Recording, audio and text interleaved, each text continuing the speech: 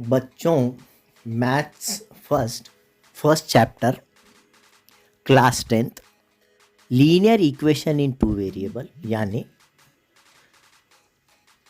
दो मुतगय्यरी ख़ती मसावात के इबारती सवालात हम देख रहे हैं।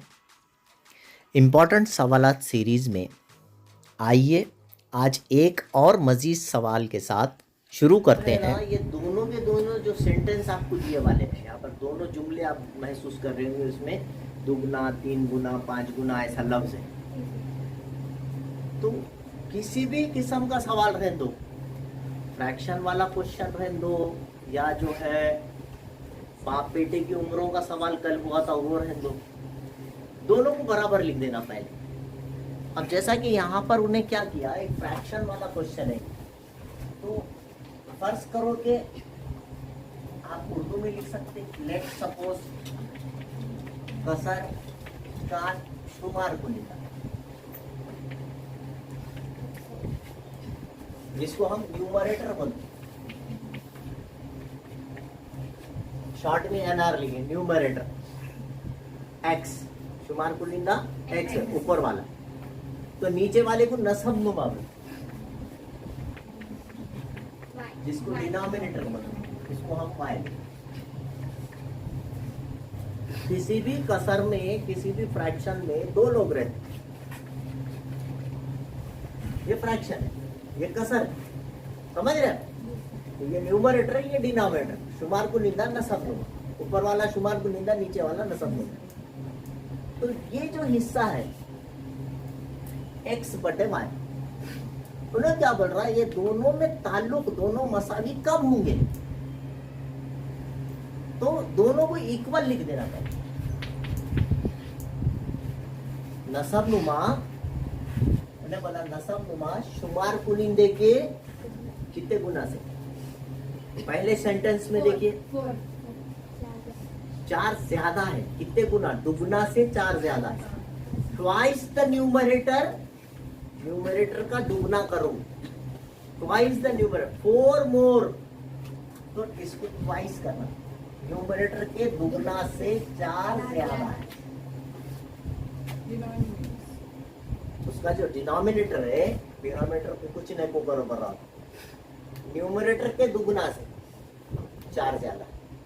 जैसा आपने को बोले बाप की उम्र बेटे की उम्र के दुगना से 4 ज्यादा है, तो बेटे को दुगना करना पड़ेगा, वालिद को कुछ करना है क्या? नहीं।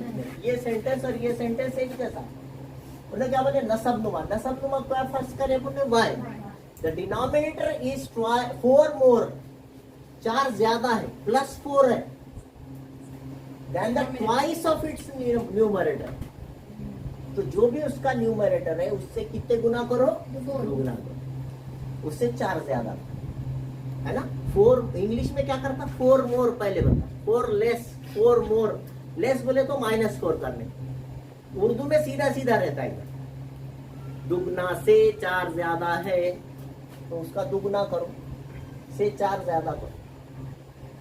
कल मैंने एक मिसाल दिया था वालिद की और बेटे की, वालिद को स्टूल पे खड़े करना पड़ता क्या? नहीं, बेटे कुछ करना पड़ता, तो पूरा जो बड़ा है उसको छोड़ देने का, वालिद को अलग छोड़ देने का, बेटे का दुगना करके उससे 4 ज्यादा करना है, तो जो छोटा है बोल रहा उन्हें अपनी जो सेंटेंस है, पहला सेंटेंस पढ़ना, पहली इक्वेशन बनाना, दूसरा सेंटेंस पढ़ना, दूसरी इक्वेशन। तो यहाँ पर बोला शुमार कुनिंदे का दुगना से 4 ज्यादा, सब कुछ शुमार कुनिंदे के साथ करना है, नमसम नुमा शुमार कुनिंदे के दुगना से, शुमार कुनिंदे को 2 लगाओ, दुगना बोले तो 2 लगाओ, शुमार कुनिंदे को दुगना है ना करो, और उससे 4 ज्यादा करो, +4 करो। बात समझ में आ गई क्या? अब इसको अपन सिंप्लीफाई कर रहे हैं, दिस इज फर्स्ट कंडीशन, पहला जुमला, क्या लिखना है यहाँ पे, फर्स्ट कंडीशन, पहली शर्त बोल के लिखना हो, सवाल में दी गई पहली शर्त। तो फिर 2x के लिए 2x, प्लस का y उठा के इधर लाए, और 4 प्लस का इधर चलेगा, this is your equation number 1। अब देखना सेकंड कंडीशन, अब दूसरा जुमला पढ़ना, दूसरा जुमला पढ़े, इसको बोलेंगे दूसरी शर्त। दूसरी शर्त में दूसरे जुमले में क्या बोले आला है, 12 गुना हो जाता है। कब हो जाता है? जब दोनों में से 6 कम करें। शुमार कुनिंदे में से भी 6 कम करो, नसब नुमा में से भी 6 कम करो, तो नसब नुमा शुमार कुनिंदे का 12 गुना, 12 से जरब दो, दोनों में से 6 कम करो। एक्स में से भी कितने कम करो? 6 कम। वाई में से भी कितने करो?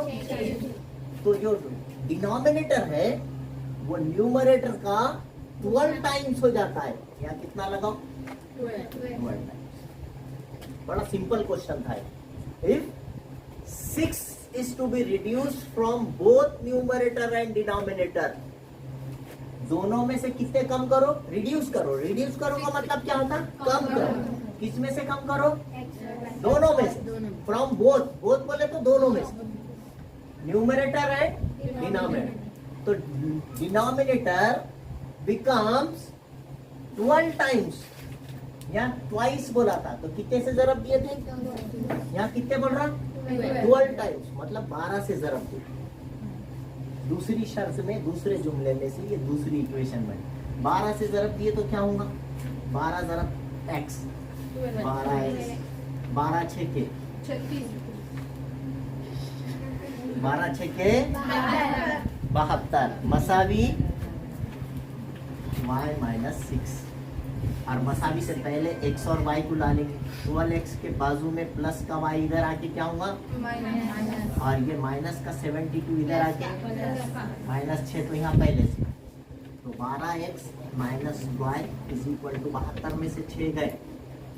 अब किसको मालूम 72 में से 6 गए तो कितने बचते? This is your equation number. तो इस तरह से दो इक्वेशन आ गई, एक के नीचे एक रखना, ये इक्वेशन के नीचे इक्वेशन, अलामत तब्दील करना, काट देना, है ना। चलिए हमजाद मसावात जो है 12x माइनस y मसावी 66। बड़े नंबर जिसमें है उसको कभी भी ऊपर रखना। पहले नंबर वाली को ऊपर रखो या दूसरी इक्वेशन को ऊपर रखो, कोई प्रॉब्लम नहीं आता।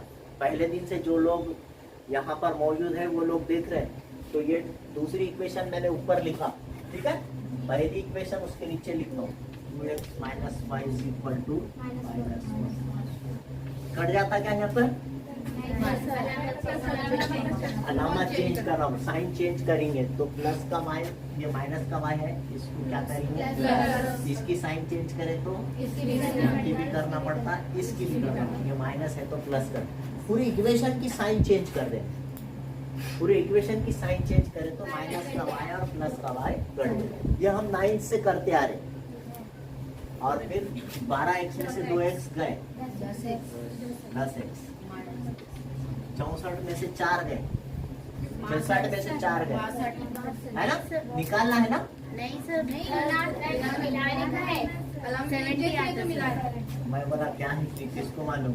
पहले की चलाओ, चेक करना पड़ेगा ना क्या कर रहे थे। मिलाना है 66 और 4 70 बटे 10 एकम 10। x की कीमत कटा के आ गई, અને वो जो कसर है उसका शुमार को निंदा 7 आ गया। x पास करें, न्यूमरेटर इज 7, ठीक है। अब कोई भी एक इक्वेशन जो आपको आसान लगे, ये आसान दिख रही इसमें रखो, ये आसान दिख रही इसमें रखो, आपके पास जो, तो पहली नंबर क्या आसान है? पुट इन इक्वेशन नंबर, पहली मसावत लिखना। ये लिखना जरूरी नहीं है, ये जरूरी है। 2x minus y is equal to -4 है तो -4 लिखे, 2 के नीचे 2, x के नीचे minus y is equal to, minus का y रखना क्या, जो मालूम करने का रहता उसको उधर ले आके प्लस कर देना, माइनस में कभी भी रखना नहीं, आंसर गलत हो जाता। तो इसलिए ये माइनस वाई इधर आके और माइनस का 4 इधर आके, 7 दूनी 14 है, ये 14 के पास -4 इधर आके, तो 14 और 4 वाई की कीमत कटा के कितनी आ गई? 18। इसलिए कसर मालूम करो भला, फाइंड द फ्रैक्शन। तो फ्रैक्शन किसको बोलते हैं? ऊपर x नीचे y। तो x की कीमत कितनी आई ऊपर लिखना, और y की कीमत नीचे आई वो 7/18 आंसर। समझ में आई बात? अगर अभी तक आपने मेरे चैनल को सब्सक्राइब नहीं किया है तो please like, share and subscribe my channel. Thank you.